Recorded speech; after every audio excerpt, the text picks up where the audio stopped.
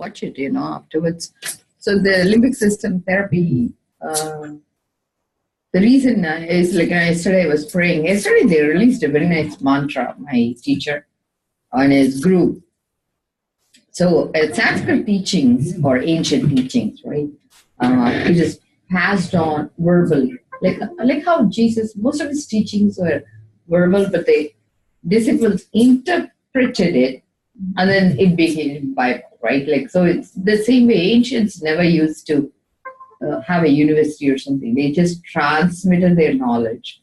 People gathered around and eventually they gathered the collective teaching. Give us 10 seconds, 10 minutes, sorry, not seconds. That's stretching it too far, the truth. Integral again. Bend the truth a little bit. My philosophy is if people don't know what they don't know, it's not going to hurt them. What I say about them. That's like a twisted logic. Anyway, I have a lot of morals. My 10 commandments.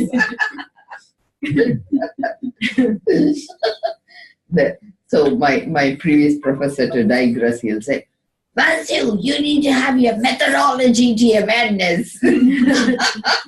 He's my first guru. So be mad, but be consistent.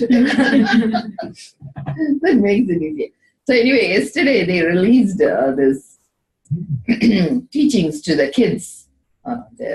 Because in India they teach it a specific way. So I got involved and I was fascinated. Because some of these teachings, they don't release it to general public. And originally, women were never supposed to hear these.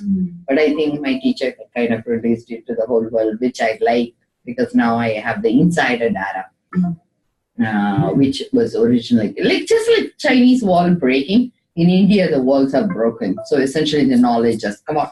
It's about time, other people hear about it.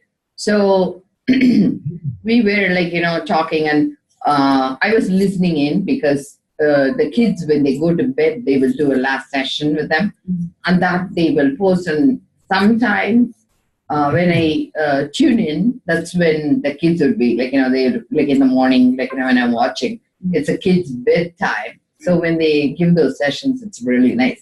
So I'm going to translate it to English. He kind of said it in English too. So I posted it on my forum. And in the forum, the reason I'm bringing it up is in Facebook, the more you post, if people see you in the group, even if they don't comment, now you have a label. So my label initially started with top fan. I was fascinated. How are they counting? I don't know. And then it went to right now I am in a rising star status. So how do they group it? And nobody liked it or something. And I'm very nasty, sometimes when they make the comment, because I've decided I'm not going to take up, comments that's unacceptable anymore. And so when they leave a comment, I posted about my son being drunk and passed out, somebody liked it. And I said, please read what I'm writing, okay? Don't like something. Please don't encourage him to be. No, but I'm saying, if you're liking, it means you want them to be heard. Right. And I said, in general public, would you ever go and say, he slapped you? Oh, I'm so happy. Exactly. Have some intelligence, right? Don't like things that you have not even understood what the context is about. So then, these and all have been frustrating me for some time, but it's like the perfect storm hitting the internet now. Things are so out of control.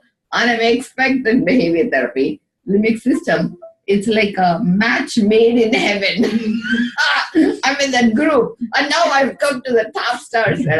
So this guy, right? So there are two incidents that happened. One guy comes and he says to me, "It looks like you have a lot of vengeance." And I said, that's so inappropriate to tell another person. But because we are spiritual, I said, what you see is a reflection of you. Blessings to you to heal your vengeance. Seriously, right?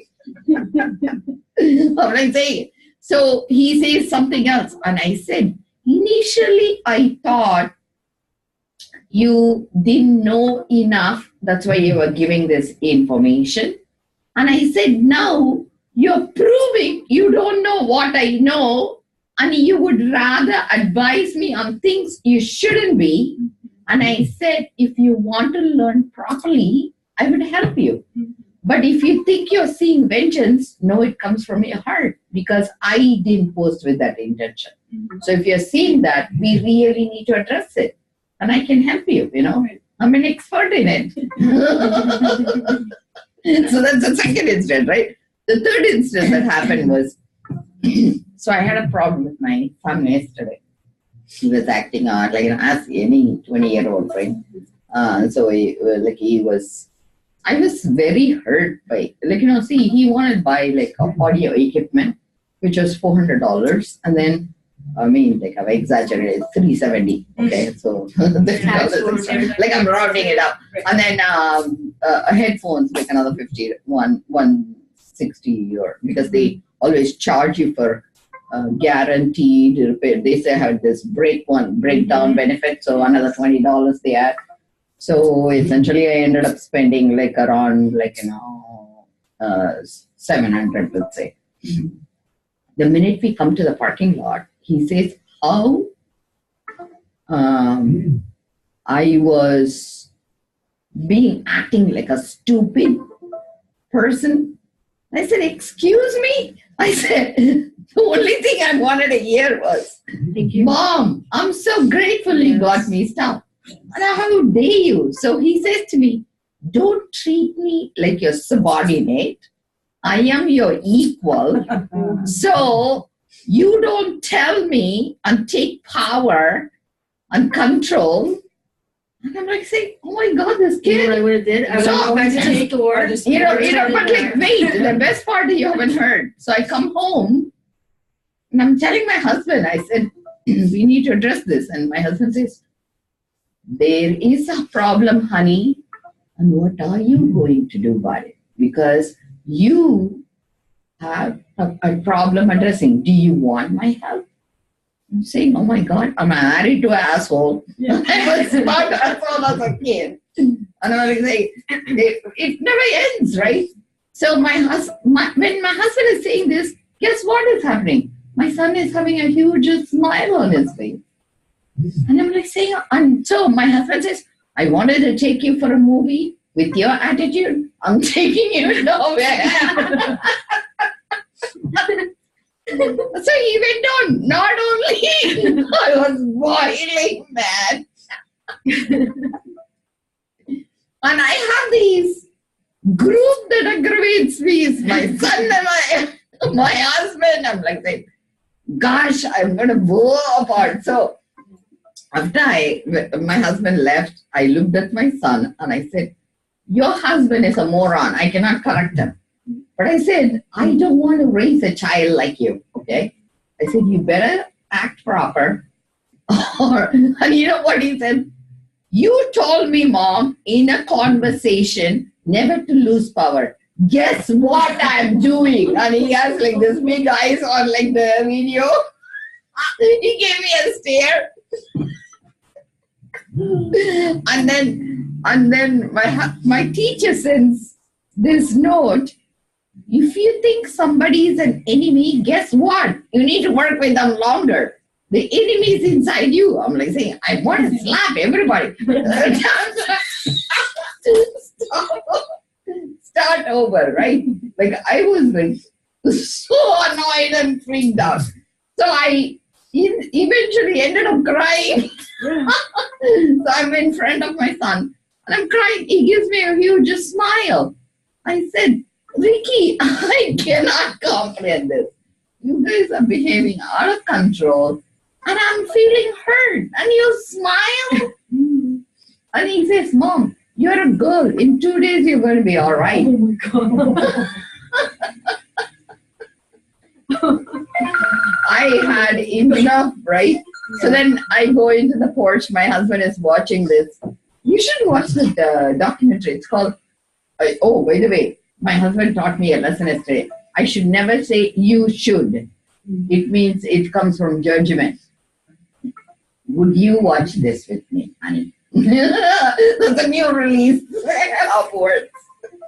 I'm like saying, oh my God, I need to listen to all these demons, you know, and I'll pretend to be normal, you know. So like, so my husband is saying this, and the movie is called, documentary is called Fire, Fyre, the festival that never happened. Okay, so they are calling these people social media influencers. So essentially, it's a marketing department. Like my teacher also said the same thing. Marketing from heaven, delivery from hell. You know, essentially it's like wrapping up the whole scenario. So these are like very famous models that ended up like, you know, selling a concept of 2-week private island, which ended up being totally false.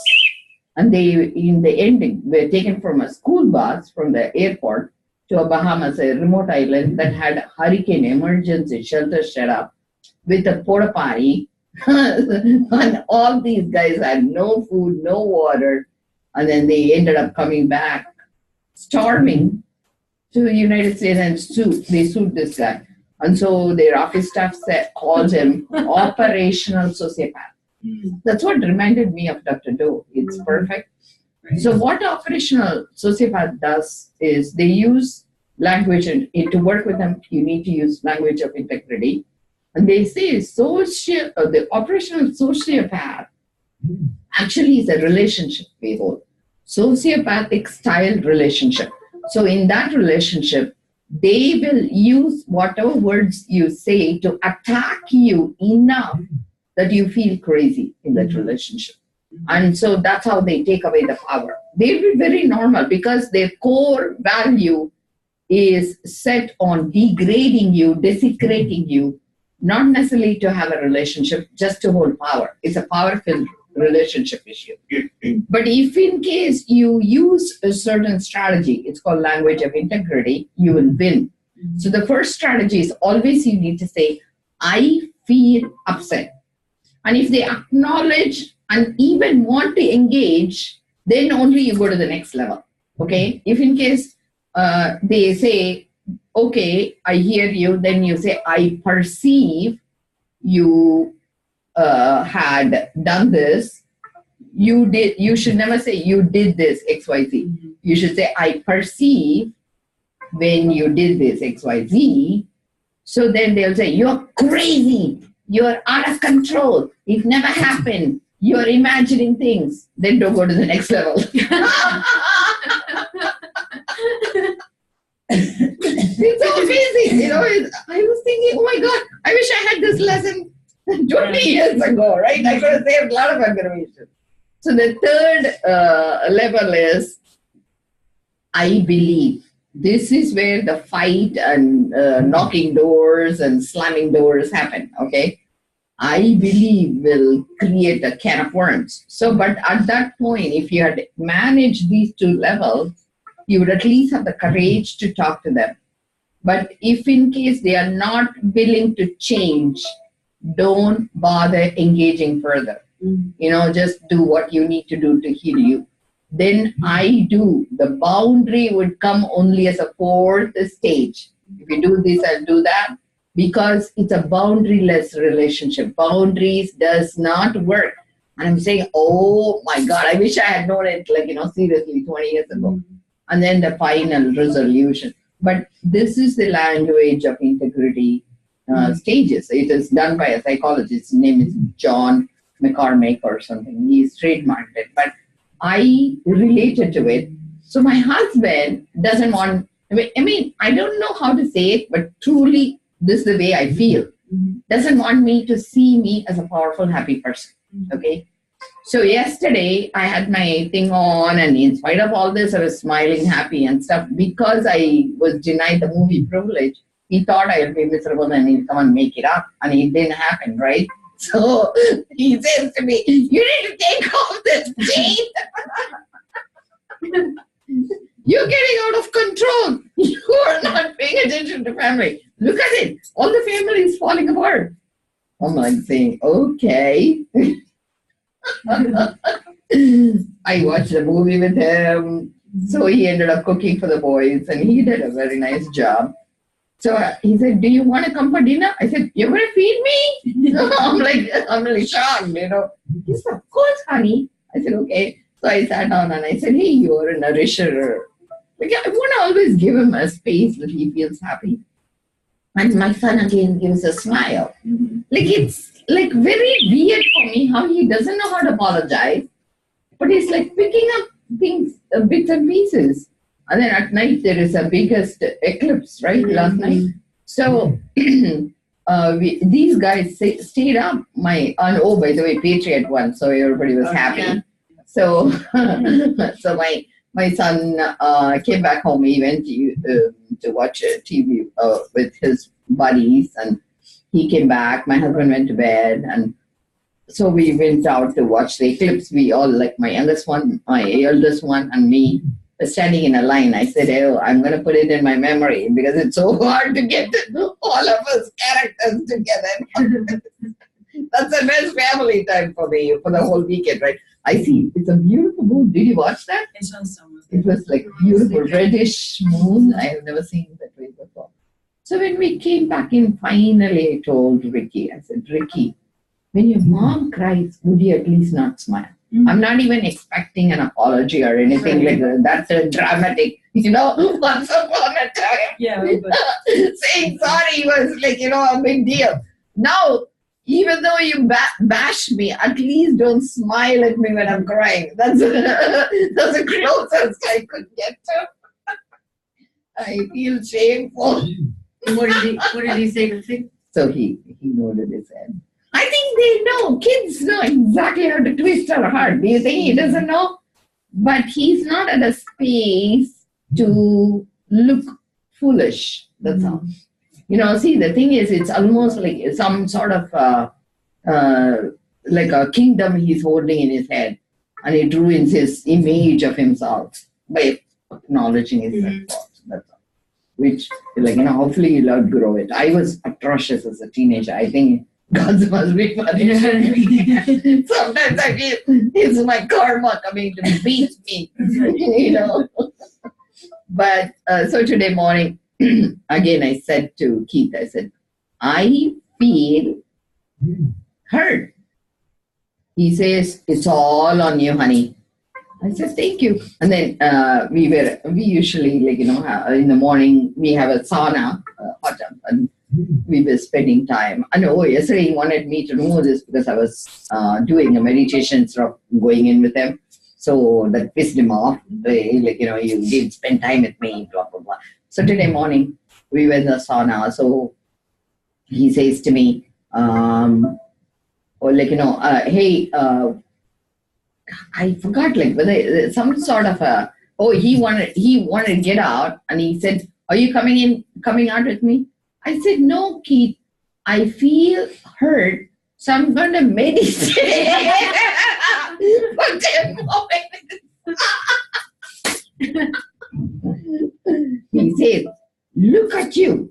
By doing all this, you're not having family time. You're not able to go to movies. It's a sign your life is falling apart. Your billing is not getting done.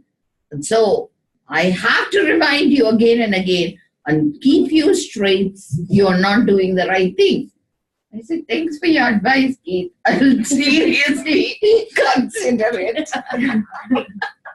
I said, but I seriously need this to maintain my sanity. But I never laughed, He was so pissed off. That's what I'm going to offer you guys. Does it make sense? Do you want to have any input on that? So did you get in the hot tub after? No, I wanted him to get out. Oh. So when he's gone, I actually had a very good time. And he was totally pissed off. It's so weird, right? He is the same like his son. Mm-hmm. But I think, I don't know whether I can correct him. I don't think, but one thing I know is I can be super happy. Yeah. I don't need to worry. And best part is, yesterday when we came back home, because of all this fight, I said, I'm going to give it back. He got totally ticked off. He says, I'll pay for the whole thing. So I got $700 back. That's abundance. There you go. So who won? You won. I won and I still feel upset. Yeah. Anyway, so I just wanted to tell you guys so you'd laugh with me.